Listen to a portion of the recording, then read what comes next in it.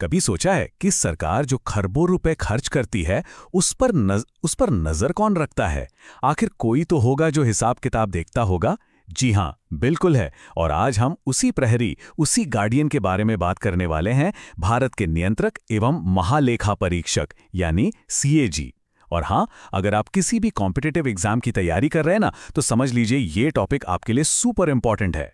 तो चलिए एकदम गहराई से समझते हैं कि भारतीय लोकतंत्र में फाइनेंशियल अकाउंटेबिलिटी की ये सबसे मजबूत नींव आखिर है क्या और काम कैसे करती है। आज हम सीएजी को 5 हिस्सों में समझेंगे। पहले जानेंगे कि वो हैं कौन, फिर देखेंगे कि उन्हें इतनी आज़ादी कैसे मिलती है, उनका असल काम क्या है, उनकी सीमाएं क्या हैं, और आखिर में एग्जाम्स के लिए जो सबसे ज़रूरी पॉइंट्स हैं उन्हें रिवाइज करेंगे। तो सबसे पहले आइए ये समझते हैं कि हमें सीएजी की ज़रूरत ही क्यों पड़ी और हमारे संविधान में इसका क्या स्टेटस है। तो देखिए, सीएजी को कहते हैं सरकारी खजाने का सबसे बड़ा रखवाला। अब जो सबसे जरूरी बात है वो ये कि सीएजी एक कॉन्स्टिट्यूशनल बॉडी है, कोई स्टैट्यूटरी बॉडी नहीं। मतलब क्या हुआ इसका? इसका सीधा सा मतलब है कि इसकी पावर किसी कानून या संसद के एक्ट से नहीं, बल्कि सीधे सीधे भारत के संविधान से आती है। और यही वो सबसे बड़ी चीज है जो इसे किसी भी तरह के पॉलिटिकल प्रेशर से बचाकर रखती है। ये फर्क जानना बहुत बहुत जरूरी है। अच्छा, अब सवाल ये उठता है कि सीएजी को इतना पावरफुल बनाता क्या है? तो इसका जवाब छिपा है हमारे संविधान में, जो इसके चारों तरफ एक मजबूत ढाल बना देता है, इंडिपेंडेंस की ढाल। हमारे संविधान के आर्टिकल 148 से लेकर 151 तक ये 4 आर्टिकल्स सीएजी की पूरी ताकत की बुनियाद हैं। ये सिर्फ नियम नहीं है, बल्कि ये इस बात की गारंटी है कि सीएजी बिना किसी डर या दबाव के अपना काम कर सके। इनकी आज़ादी की पहली सीढ़ी है इनकी अपॉइंटमेंट और इनका कार्यकाल।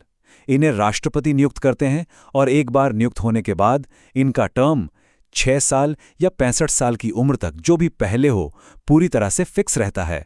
ये उन्हें किसी भी सरकार के दबाव से आज़ाद रखता है। और देखिए, इनकी जॉब सिक्योरिटी कितनी ज़बरदस्त है। सीएजी को उनके पद से हटाना उतना ही मुश्किल है जितना कि सुप्रीम कोर्ट के किसी जज को हटाना। इसका साफ मतलब है कि वो राष्ट्रपति के प्रसाद पर्यंत पद पर नहीं रहते, बल्कि वो सिर्फ और सिर्फ संविधान के प्रति जवाबदेह हैं। पैसों के मामले में भी पूरी आज़ादी है। इनकी सैलरी भारत की संचित निधि यानी कंसोलिडेटेड फंड ऑफ इंडिया से दी जाती है। इस पर संसद में वोटिंग नहीं हो सकती।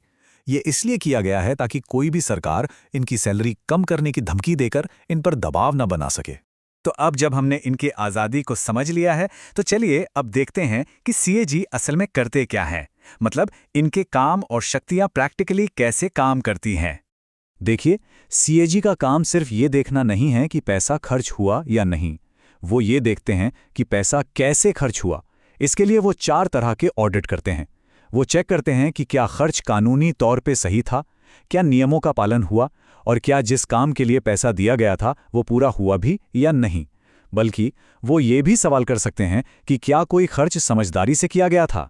मतलब क्या सोने की कलम खरीदना जरूरी था जब काम एक साधारण कलम से भी चल सकता था। कैग का दायरा बहुत बड़ा है। केंद्र सरकार, राज्य सरकारें सब इसके अंडर आती हैं। लेकिन जब बात सरकारी कंपनियों यानी पीएसयूज की आती है, तो उनका रोल थोड़ा अलग होता है। वो आमतौर पर सीधे ऑडिट नहीं करते, बल्कि ऑडिटर्स को अपॉइंट करने में मदद करते हैं और उनके काम पर नजर रखते हैं। अब यहाँ एक बहुत कॉमन ट्रैप है जिसने एग्जाम्स में अक्सर लोग फंस जाते हैं। सबको लगता है कि सरकारी खातों का फॉर्मेट सीएजी तय करता है, लेकिन नहीं, ये गलत है। सीएजी सिर्फ राष्ट्रपति को सलाह देता है। फाइनल डिसीजन राष्ट्रपति का ही होता है, ये याद रखिएगा। तो ऑडिट के बाद एक रिपोर्ट बनती है। अब ये रिपोर्ट जाती कहाँ है? ये फ्लो चार्ट देखिए।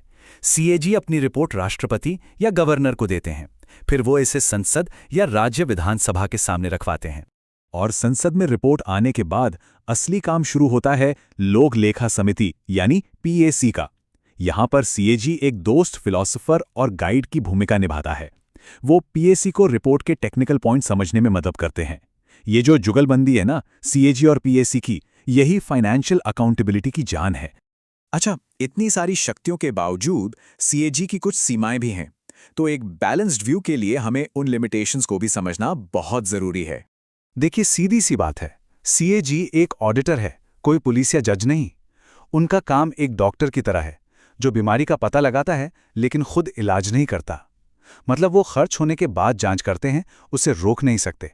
उनके पास किसी को सजा देने की पावर नहीं है और उस सरकार की पॉलिसी पर सवाल नहीं उठा सकते, सिर्फ उस पॉलिसी को लागू करने के तरीके पर सवाल उठा सकते हैं। यहाँ एक बहुत ही इंटरेस्टिंग कंपैरिजन है भारत और ब्रिटेन के ऑडिटर के बीच। देखिए, भारत में सीएजी का रोल कैसा है? पैसा खर्च हो गया, उसके बाद सीएजी आकर चेक करता है कि सब ठीक था या नहीं। इसे कहते हैं पोस्टमार्टम ऑडिट। लेकिन ब्रिटेन में वहां का ऑडिटर पैसा खजाने से निकलने से पहले ही उसे रोक सकता है अगर कुछ गलत लगे तो असल में कंट्रोलर यानी नियंत्रक का असली काम वो कर रहे हैं। इसीलिए टेक्निकली देखा जाए तो भारत के सीएजी के नाम में कंट्रोलर शब्द तो है, पर असल में वो काम सिर्फ और सिर्फ ऑडिटर जनरल का ही करते हैं। चलिए अब फटाफट से उन सारे इंपॉर्टेंट फैक्ट्स को एक जगह समेट लेते हैं जो किसी भी कॉम्पिटिटिव एग्जाम के लिए जानना बेहद जरूरी है। चलिए कुछ आम गलतफहमियों को दूर करते हैं जो अक्सर एग्जाम्स में कंफ्यूजन पैदा करती हैं। पहली बात, सीएजी प्राइवेट कंपनियों का ऑडिट नहीं करता। दूसरी बात, वो खातों का फॉर्मेट तय नहीं करता, सिर्फ सलाह देता है। ये छोटे छोटे पॉइंट्स हैं, पर ये आपको जरूरी मार्क्स दिला सकते हैं। और ये रही आपकी क्विक रिवीजन शीट। इसमें सीएजी से जुड़े सारे जरूरी फैक्ट्स, आर्टिकल्स, कार्यकाल, हटाने का प्रोसेस, सब कुछ एक ही जगह पर है। एग्जाम से ठीक पहले एक नज़र डालने के लिए ये परफेक्ट है। तो आज हमने सीएजी के बारे में काफ़ी कुछ जान लिया। अब जाते जाते आपके लिए एक सवाल, क्या आप जानते हैं कि भारत के मौजूदा नियंत्रक एवं महालेखा परीक्षक कौन हैं? इसका जवाब नीचे कमेंट्स में ज़रूर बताइएगा।